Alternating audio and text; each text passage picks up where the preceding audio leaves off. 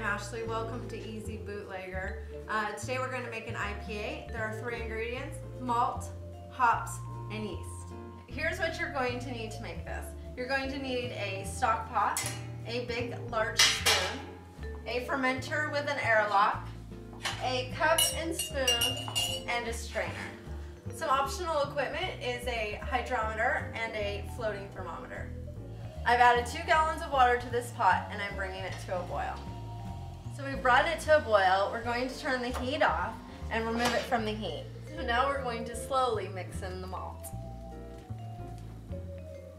Now we have the malt mixed in here, and now we're going to return it to the heat. Now it's time for the first addition of hops. Make sure you keep stirring so it doesn't burn on the bottom, and make sure you watch your flame so it doesn't boil over the top. Now it's time for the second addition of hops. Now we're going to rehydrate the yeast. You need a half a cup of lukewarm water. It's time for another addition of hops. It's time for our final addition of hops. First we're going to turn off the heat, remove it from the heat, and then add the hops. Now we're going to strain the wort into the fermenter.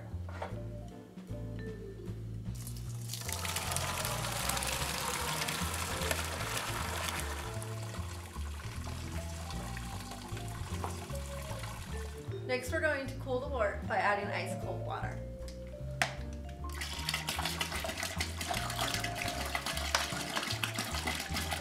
Now we're going to check the temperature with our floating thermometer, and ideally we'd like to have it around 72 degrees. Now we're going to pitch the yeast. All we need now is to store it in a cool, dark place.